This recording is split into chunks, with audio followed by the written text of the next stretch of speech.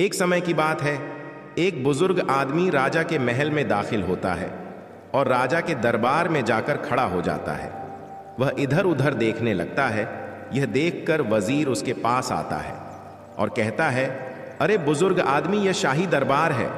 क्या तुम्हें नहीं दिखता कि राजा अपने तख्त पर बैठा है? तुम्हें राजा के सामने झुकना चाहिए। बुजुर्ग आदमी जवाब देता है, वजीर, तुम जाकर अपने राजा से पूछो कि क्या वह अपने मन का गुलाम है। उसका मन उसका गुलाम है।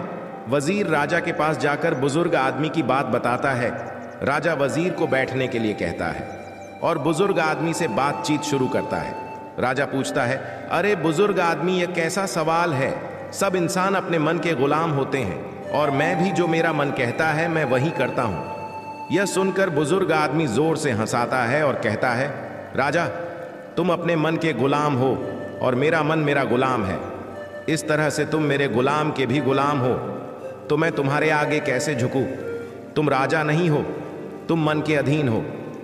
फिर बुजुर्ग आदमी कहता है, जरा सोचो, अगर घोड़ा अपनी सवार के काबू में हो तो सवार उसे जहां चाहे ले जा सकता है, लेकिन अगर घोड़ा सवार के काबू में ना हो तो वह उसे कहीं भी ले जा सकता है, चाहे सवार की मर्जी के खिलाफ। ऐसी हालत में सवार को मुश्किल में डाल सकता है और कभी कभी तो उसकी जिंदगी भी खतरे में डाल सकता है।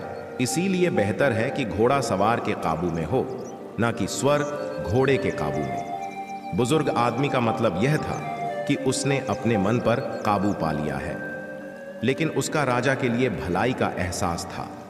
राजा ने बुजुर्ग आदमी की बातों के गहराई का मतलब समझा और अपने तख्त से उतरकर बुजुर्ग आदमी के पास गया और बात करने के लिए तैयार हुआ। अगर हम अपनी जिंदगी में देखें तो पाएंगे कि ज्यादातर लोग अपने मन के गुलाम हैं। सिर्फ चंद लोग ही अपने मन पर काबू पा सकते हैं।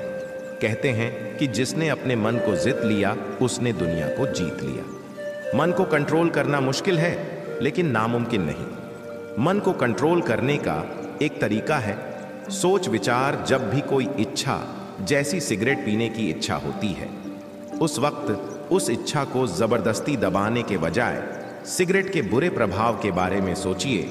जब सिगरेट के बुरे नुकसान को अपने मन में कल्पना करोगे तो आप सिगरेट छोड़ देंगे और आपका मन आपकी कंट्रोल में आ जाएगा। इसी तरह दूसरी इच्छाओं को भी इसी तरह कंट्रोल किया जा सकता है। मन को कंट्रोल करने के लिए अपने ख्यालों और इच्छाओं पर गौर करना जरूरी है।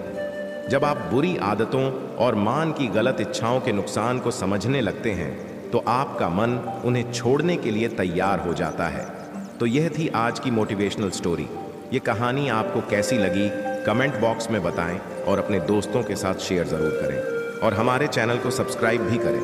मिलते फिर अगली वीडियो में। देखने के लिए बहुत बहुत धन्यवाद।